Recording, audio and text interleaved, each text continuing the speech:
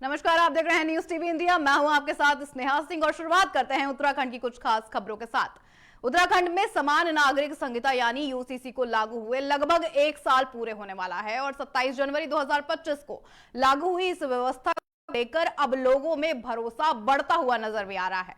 बता दें, राज्य सरकार का साफ कहना है कि यूसीसी से समाज में बराबरी आई है और लोगों को अपने अधिकारों को लेकर साफ जानकारी भी मिली है।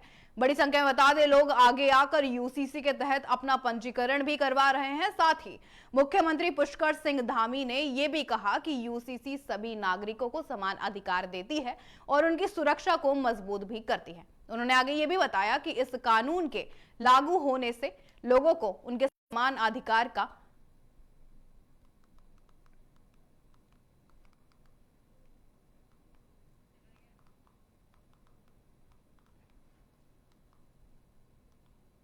यूसीसी से समाज में आई बराबरी, सीएम धामी ने ये भरोसा भी दिलाया है लोगों को और उन्होंने बताया है कि इस कानून के लागू होने से समाज में खुलापन और भरोसा दोनों बढ़े हैं।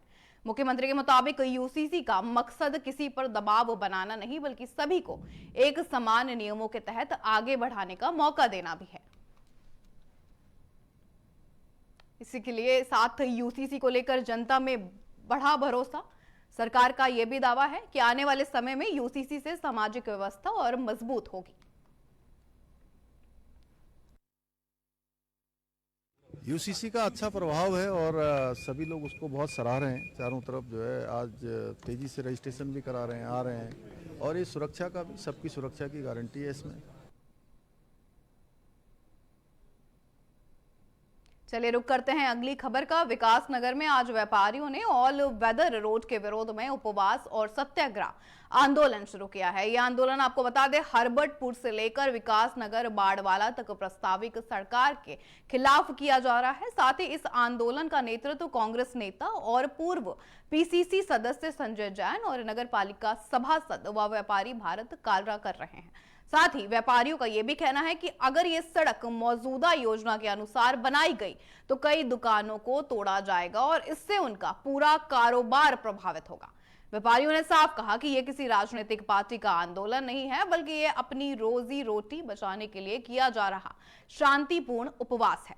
उनका कहना है कि सड़क बनने से सैकड़ों व्यापारी बेरोजगार हो सकते हैं और उन्हें सड़क पर आना पड़ेगा। इसके लिए व्यापारियों ने इस मुद्दे को लेकर संबंधित मंत्रियों को ज्ञापन भी भेजा है।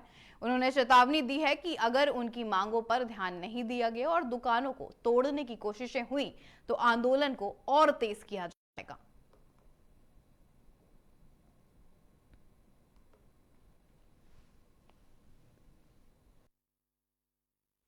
कांग्रेस का सत्याग्रह नहीं है, ये एक व्यापारियों के हित में पूरे व्यापार मंडल से रिलेटेड है। उसमें बीजेपी कांग्रेस का कोई लेना नहीं। ये एक व्यापार हित को बचाने के लिए है और इसमें जो भ्रम की स्थिति सरकार द्वारा यहाँ पर फैलाई जा रही है, जो कि नेशनल हाईवे को यहाँ से एलिवेटेड रोड बताया जा रहा है कि एलिवेटेड रोड से हाईवे जाएगा, लेकिन हमारा मानना तो यह है, व्यापार मंडल ने 2 महीने पहले ही एक अपनी सर्वसम्मति से निर्णय लिया था जिसमें कि जो हमारा ऑप्शन है, विकास का ऑप्शन है, हमें बाजार से ना तो एलिवेटेड रोड लेना है ना हमें चौड़ीकरण का बाजार से कुछ होना है। बाजार को हमें बचाना है, हमारा एक ही लक्ष्य है, व्यापारी हित हमारा लक्ष्य है। इसमें कई दुकानदार ऐसे हैं जिनकी दुकानें छत पर हैं, लगभग 70% दुकानें छत पर हैं। देखिए, अभी कई दिनों से सोशल मीडिया में और प्रिंट मीडिया में एक चर्चा है नेशनल हाईवे 1, 2, 3 धर्मावाला से लेके बाड़वाला तक के चौड़ीकरण के बारे में या कोई एलिवेटेड रोड बनाए जाने की ऐसी चर्चाएं हैं।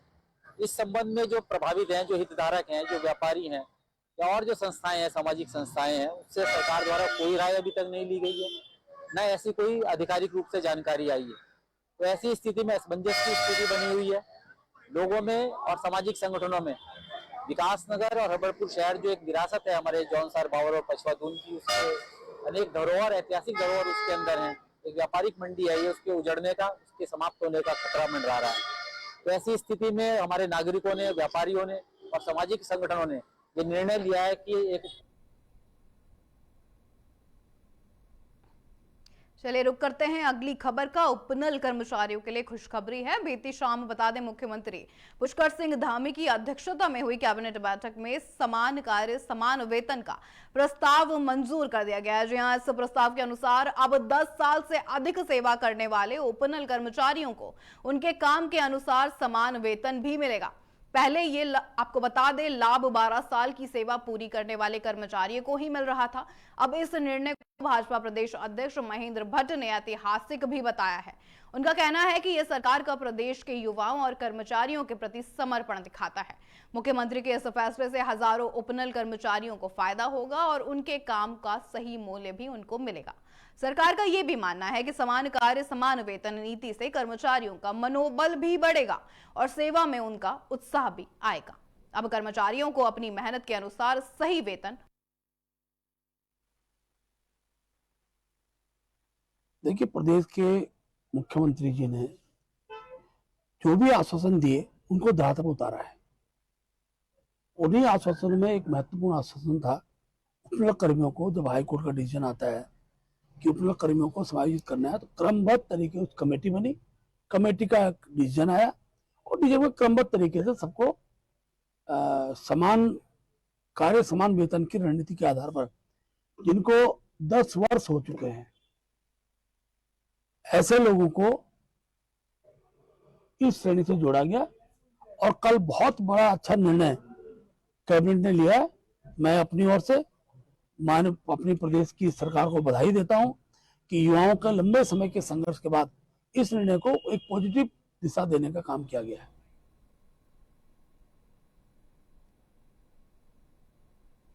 चलिए रुक करते हैं अगली खबर का, और अगली खबर है देहरादून से, जहां गणतंत्र दिवस के आयोजन को लेकर जिलाधिकारी सवीन बंसल ने कलेक्ट्रेट सभागार में समीक्षा बैठक की है। बता दें बैठक में उन्होंने सभी विभागों को निर्देश दे दिए हैं कि गणतंत्र दिवस का समारोह गरिमामयी और सुव्यवस्थित तरीके से संपन्न हो। मुख्य कार्यक्रम परेड ग्राउंड में आयोजित किया जाएगा, जहां आपको बता दें राज्यपाल द्वारा ध्वजारोहण भी किया जाएगा। सभी शासकीय कार्यालयों में प्रातः 9:30 बजे ध्वजारोहण होगा। साथ ही जिलाधिकारी ने ये लोक निर्माण विभाग को मंच निर्माण, बैरिकेडिंग और अन्य जरूरी इंतजाम करने के निर्देश भी दे दिए हैं। बता दें विद्युत विभाग को निर्बाध बिजली आपूर्ति सुनिश्चित करने को भी कहा गया है। साथ ही पेयजल विभाग को पर्याप्त पानी की व्यवस्था करने के भी निर्देश आगे दे दिए गए हैं। नगर निगम को बता दें कार्यक्रम स्थल और आसपास के क्षेत्रों में सफाई और स्वच्छता बनाए रखने को भी कहा गया है। साथ ही जिलाधिकारी ने जोर देकर ये साफ कहा है कि सभी विभाग आपस में समन्वय कर काम करें ताकि समारोह शानदार और शांतिपूर्ण रूप से संपन्न हो सके।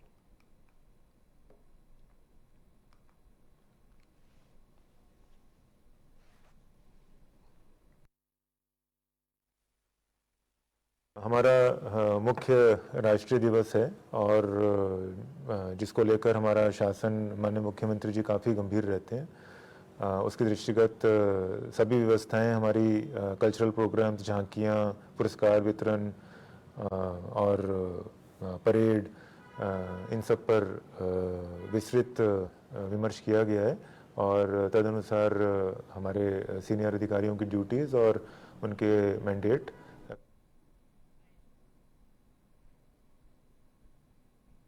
उत्तराखंड में कानून व्यवस्था को लेकर कांग्रेस सरकार पर लगातार हमलावर है। आज बता दें प्रदेश अध्यक्ष गणेश गोदियाल के नेतृत्व में कांग्रेस कार्यकर्ताओं ने कांग्रेस भवन राजपुर रोड से पुलिस मुख्यालय सुभाष रोड तक प्रदर्शन भी किया है और जोरदार नारेबाजी भी की है। बता दें पुलिस ने PHQ से पहले ही सभी कार्यकर्ताओं को बैरिकेडिंग लगाकर रोक दिया था। इसके बाद कार्यकर्ता रोड पर बैठकर नारेबाजी करते हुए नजर भी आए। गणेश गोदियाल ने यह भी कहा कि मुख्यमंत्री पुष्कर सिंह धामी के नेतृत्व में राज्य में कानून व्यवस्था लगातार कमजोर हो रही है। हाल ही में हल्द्वानी में किसान सुखविंदर सिंह की आत्महत्या और अंकिता भंडारी हत्याकांड जैसे मामलों ने कानून व्यवस्था की स्थिति को भी उजागर किया है। उन्होंने आरोप लगाया है कि पुलिस और राज्य सरकार के नेता एक दूसरे के पूरक बनकर काम कर रहे हैं। कांग्रेस कार्यकर्ताओं का यह प्रदर्शन कानून व्यवस्था में सुधार की मांग के साथ शांतिपूर्ण लेकिन जोरदार था।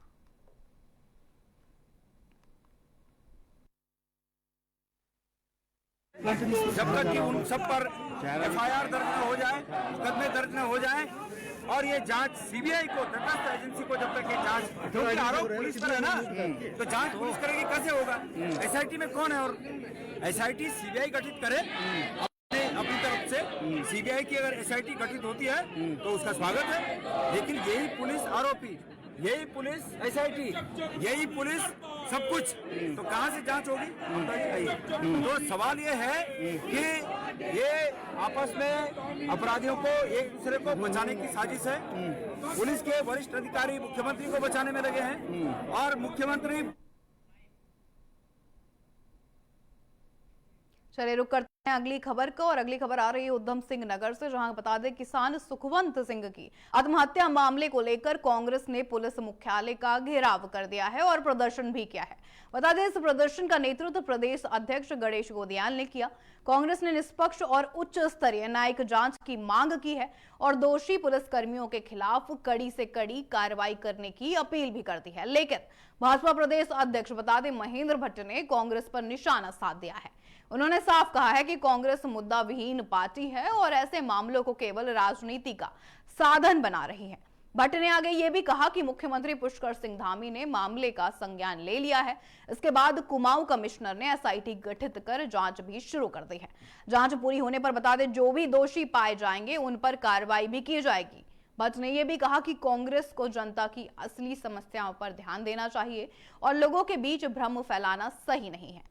प्रदेश अध्यक्ष ने कांग्रेस को सुझाव दिया है कि जनहित के मुद्दों पर ही ध्यान दें। आगे देखिए एक खास रिपोर्ट।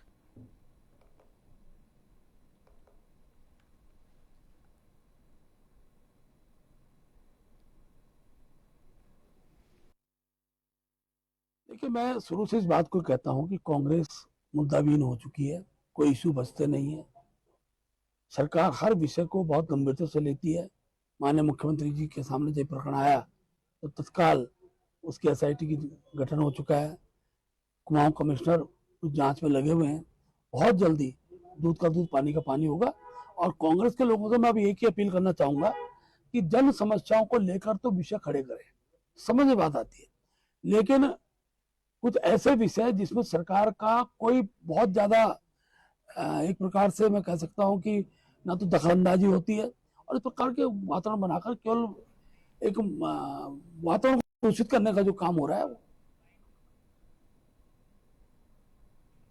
अगस्त्य मुनि नगर में महर्षि अगस्त्य मुनि महाराज की ऐतिहासिक देवरा यात्रा आपको बता दें उसका आयोजन शांतिपूर्ण और सुव्यवस्थित तरीके से किया गया है। जिला प्रशासन ने इसके लिए पहले से सभी जरूरी व्यवस्थाएं सुनिश्चित की थी। आपको बता दें डोली को अगस्त्य मुनि मंदिर से गद्दी स्थल तक पारंपरिक मार्ग से ले जाने के लिए विशेष इंतजाम भी किए गए थे, लेकिन कुछ अराजक तत्वों ने धार्मिक परंपरा की आड़ में अव्यवस्था फैलाने की कोशिश भी की है। आपको बता दें क्रीड़ा भवन का मुख्य द्वार तोड़ा गया और सरकारी संपत्ति को नुकसान पहुंचाया गया है, जिससे राष्ट्रीय राजमार्ग 107 पर 3 से 4 घंटे तक यातायात बाधित भी रहा है। जिलाधिकारी प्रतीक जैन ने यह साफ कहा है कि दोषियों की पहचान कर उनके खिलाफ कड़ी से कड़ी कार्रवाई की जाएगी। उन्होंने बताया कि मंदिर समिति के साथ पहले से मार्ग को लेकर सहमति बनी हुई थी, फिर भी कुछ लोगों ने जबरन मार्ग बदलने की कोशिश की और अधिकारियों के साथ अभद्र व्यवहार भी किया है। जिलाधिकारी ने निर्देश दे दिए हैं कि ऐसे रिपीटेटिव ऑफर्स के खिलाफ गुंडा एक्ट समेत अन्य प्रावधानों में मुकदमा दर्ज किया जाएगा। प्रशासन ने साफ किया है कि धर्म की आड़ में अराजकता बर्दाश्त नहीं की जाएगी और जिले में शांति बनाए रखने के लिए पूरी तरह हम प्रतिबद्ध हैं।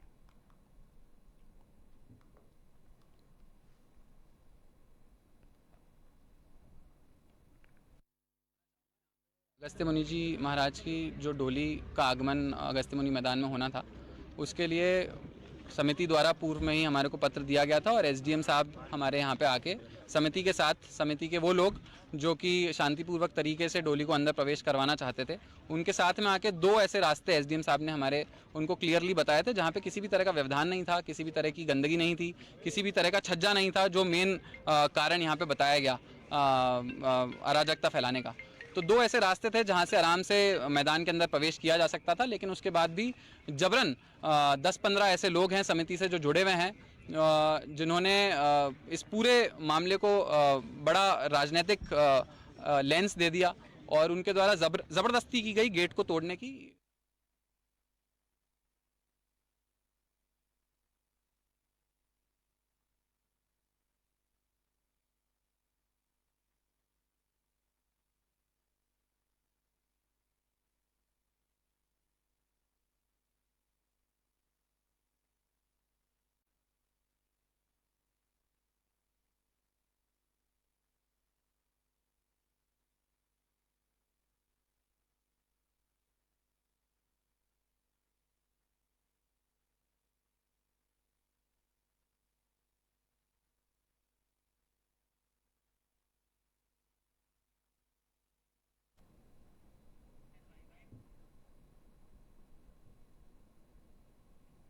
रुक करते हैं अगली खबर का। खबर है उधम सिंह नगर से, जहां आपको बता दें खतीमा के लालकोठी शारदा घाट पर लगने वाले 25 वर्ष पुराने उत्तरायणी कौतिक मेले का दूसरा दिन उत्साह और रोमांच से भरा रहा।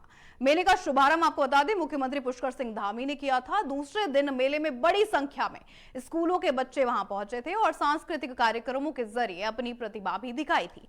इस मौके पर खटीमा विधायक भुवन चंद्र कपाड़ी ने मेले में पहुंचकर बच्चों और मेला कमेटी का उत्साह भी बढ़ाया है। उन्होंने साफ कहा है कि उत्तरायणी कौतिक मेला हमारी संस्कृति और परंपरा को आगे बढ़ाने का मजबूत माध्यम है। मान्यता है कि उत्तरायणी के दिन सूर्य उत्तर दिशा की ओर बढ़ता है और यह दिन शुभ भी माना जाता है। इस अवसर पर आपको बता दें शारदा घाट पर लोग अपने बच्चों का मुंडन और जनेऊ संस्कार भी करते हैं। साथ ही इस वर्ष ये मेला 3 दिनों तक आयोजित किया जा रहा है। मुख्यमंत्री ने मेले को और बेहतर बनाने के लिए पर्वतीय विकास भवन बनाने और मेले को सरकारी कैलेंडर में शामिल करने की अब घोषणा भी कर दी है।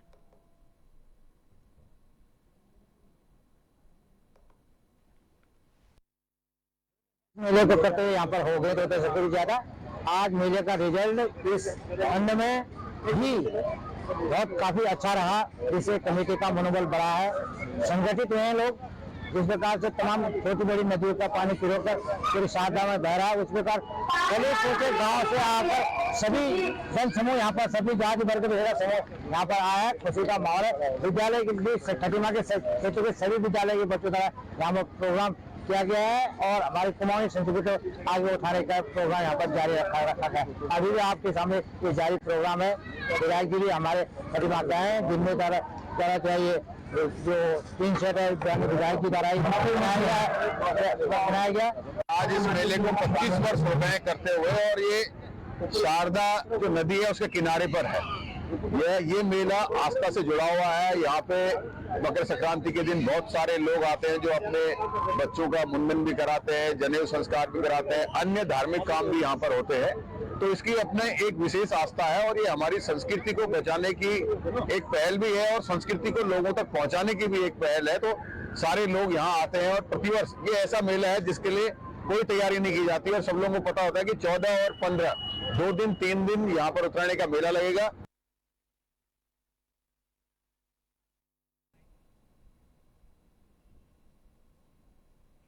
राज्यसभा सांसद नरेश बंसल ने भारत सरकार द्वारा आपको बता दें जारी संचार ऐप की खूब सराहना की है। उन्होंने कहा है कि यह ऐप लोगों को साइबर फ्रॉड से बचाने में मदद कर रहा है लगातार और समय पर जानकारी देने का काम भी कर रहा है। सांसद नरेश बंसल ने साफ किया है कि इस ऐप को डाउनलोड करना पूरी तरह स्वैच्छिक है। इसको लेकर किसी तरह की कोई बाध्यता भी नहीं है। उन्होंने कहा कि कुछ लोग इस ऐप को लेकर गलत जानकारी भी फैला रहे हैं जो सही नहीं है। नरेश बंसल ने आगे ये भी कहा कि ये ऐप पूरी तरह सुरक्षित है और भरोसेमंद भी। इसके जरिए लोगों को साइबर ठगों से जुड़ी जानकारी मिलती है और समय रहते सावधान भी किया जाता है। उन्होंने लोगों से अपील भी की है कि वे भ्रामक बातों पर ध्यान ना दें और अपनी सुरक्षा के लिए चाहे तो इस ऐप का उपयोग करें।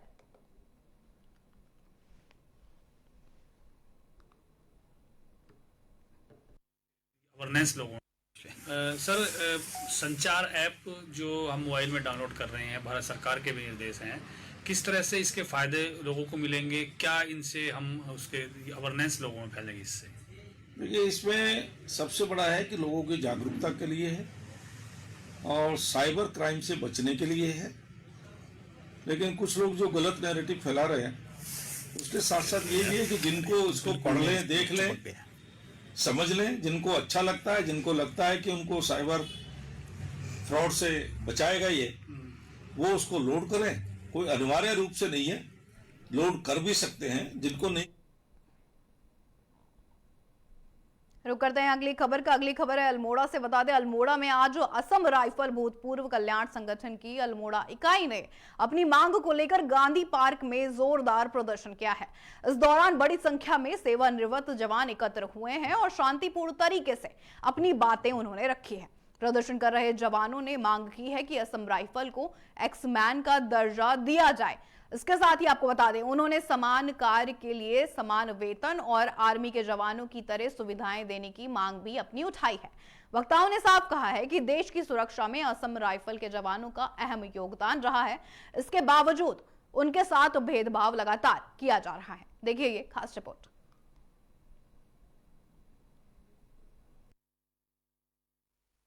पिछले 8 साल से कोर्ट में ये है कि हमको आदमी की जैसे हम ड्यूटी करते हैं और आदमी के समान ही हमको वेतन भत्ता नहीं दिया जाता है, जबकि ये दोहरा रवैया हमारे साथ लगातार लगाया जाता है। दूसरा, हमारा हाई कोर्ट दिल्ली में एक केस चला था जिसमें समान वेतन समान काम के लिए उसमें एक वहां से निकला कि आप जो है 3 महीने के अंदर सरकार को एक ज्ञापन दो और उस 3 महीने के अंदर सरकार आपके ऊपर जो है विचार करेगी। लेकिन इसमें हमारा हेडक्वार्टर डीजीआर से लगातार हमको एंटी अरेवा करके पुकारा जा रहा है, जो है एक भूतपूर्व सैनिक के लिए एक निंदनीय कार्य किया जाता है उनके साथ उनकी तरफ से। हम राइफल एक्सेप्शन वेलफेयर एसोसिएशन जो आसाम राइफल रिटायर्डीज के लिए काम करता है, लेकिन हमारा जो director general of Assam rifle जो शिलोंग में है वो इस संगठन को एंटी संगठन बताता है, जबकि हर एक सेना में भूतपूर्व सैनिकों का अपना अपना संगठन है। जबकि आर्मी वालों ने दिल्ली में जंतर मंतर पर भी अपना स्ट्राइक किया था, लेकिन हम लोगों का जो एसोसिएशन है उसको दबाने के लिए हमारा डीजीआर काफी कोशिश कर रहा है कि ये एंटी एसोसिएशन है, इसके साथ सहयोग नहीं करना चाहिए, इसको डोनेशन नहीं देना चाहिए। चलिए रुक करते हैं अगली खबर की ओर। उत्तराखंड में जमीन से जुड़े विवादों को खत्म करने के लिए आपको बता दें राज्य सरकार ने बड़ा कदम उठाया है। मुख्यमंत्री पुष्कर सिंह धामी के निर्देश पर अब आपको बता दें प्रदेश भर में 1 महीने का विशेष अभियान चलाया जाएगा। इस अभियान का उद्देश्य जिले, तहसील और राजस्व न्यायालयों में चल रहे जमीन के मामलों का समय पर समाधान करना होगा। सरकार का यह मानना है कि जमीन से जुड़े विवाद कई बार बड़े झगड़े और घटनाओं का कारण बन जाते हैं, इसलिए इन्हें जल्द से जल्द सुलझाना बहुत जरूरी होता है। मुख्यमंत्री के इस फैसले की सराहना करते हुए भाजपा प्रदेश प्रवक्ता आपको बता दें मथुरा दत्त जोशी ने यह भी कहा है कि यह अभियान आम लोगों को बड़ी राहत देगा। उन्होंने यह भी बताया कि इस दौरान सभी मामलों की नियमित समीक्षा भी की जाएगी।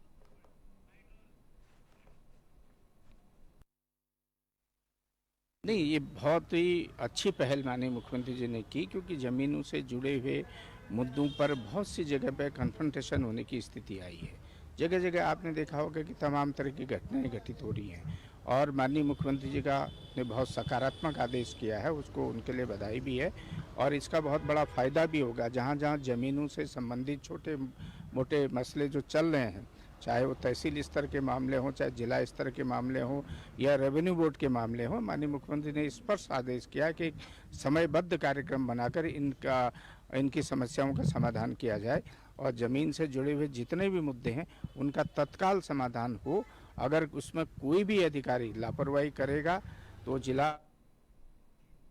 रुक करते हैं अगली खबर का। उत्तराखंड स्पेशल टास्क फोर्स यानी आपको बता दें एसटीएफ ने फर्जी सशस्त्र लाइसेंस बनाने वाले गिरोह के खिलाफ बड़ी कार्रवाई की है। एसटीएफ ने इस मामले में एक अभियुक्त को गिरफ्तार भी किया है और उसके पास से बता दें फर्जी सशस्त्र लाइसेंस, एक अवैध सीमा ऑटोमेटिक पिस्टल और आपको बता दें 5 जिंदा कारतूस भी बरामद किए गए हैं।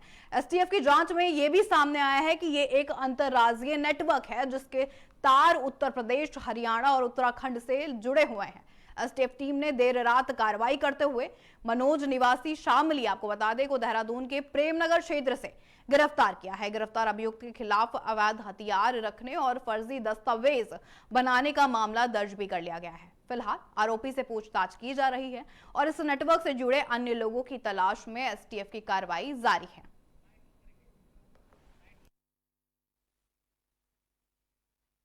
इसमें एक व्यक्ति है मनोज पुत्र भोपाल सिंह, ये शामली उत्तर प्रदेश का रहने वाला है। इसको अरेस्ट किया गया है और इसने 2020 में अपना लाइसेंस यहाँ पे ट्रांसफर करवाया था 30 कैलिबर की पिस्टल का, और ये लाइसेंस जो है मेरठ से ट्रांसफर होकर आया था यहाँ पे। और जब जानकारी प्राप्त हुई तो मेरठ में ये सिरसा हरियाणा से ट्रांसफर होकर आया था, और जब सिरसा हरियाणा से जानकारी प्राप्त की तो वहाँ पे इस व्यक्ति के नाम पे कोई लाइसेंस नहीं बनाया है, तो फेक एनओसी लेके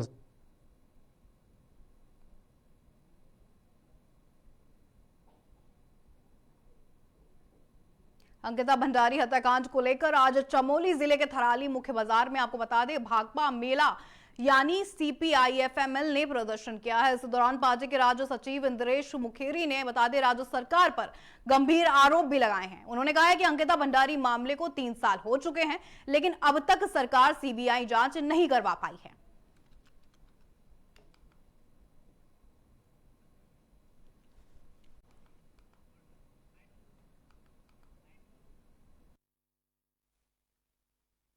भंडारी के न्याय का प्रश्न पिछले 3 सालों से लंबित है और वो इसलिए लंबित है क्योंकि ये बात बहुत साफ हुई कि इस प्रकरण में कोई वीआईपी था या कोई वीआईपी थे जिनकी वजह से पुलकित आर्य और उसके 2 साथियों ने अंकिता भंडारी की हत्या कर दी। और ये जो अदालत का फैसला है उसमें भी साफ लिखा है कि हत्या का कारक वीआईपी है, वीआईपी की वजह से हत्या की गई है। तो हमारा ये कहना है कि सत्ता पिछले 3 सालों से उस वीआईपी को बचाने की कोशिश कर रही है और अब जब सरकार के अपने लोगों की तरफ से 2 लोगों का नाम वीआईपी के तौर पर लिया गया है तो जाहिर सी बात है कि उन लोगों को जांच के दायरे में लिया जाना चाहिए।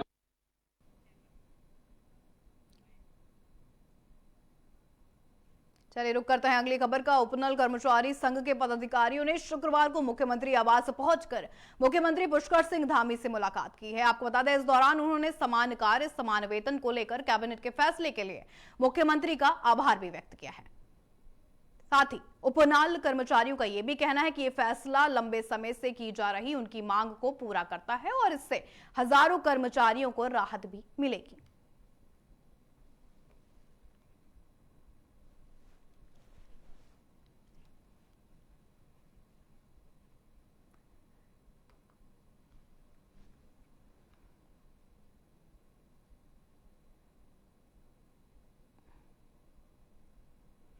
रुक करते हैं अगली खबर का और अगली खबर है हरिद्वार से। बता दें बहुचर्चित ऑडियो प्रकरण में आज बड़ा मोड़ सामने आया है।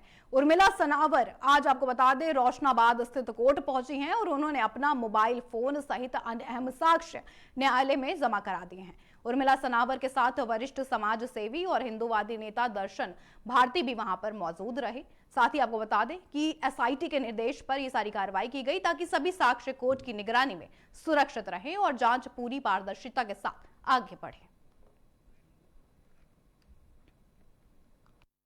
तो ऐसा था कि हमारे से कमिटमेंट था, वचन था कि हम उर्मिला को सुरक्षित पुलिस के सामने पेश करेंगे और उसकी डिवाइस को मजिस्ट्रेट के सामने मतलब सुपुर्द कर देंगे।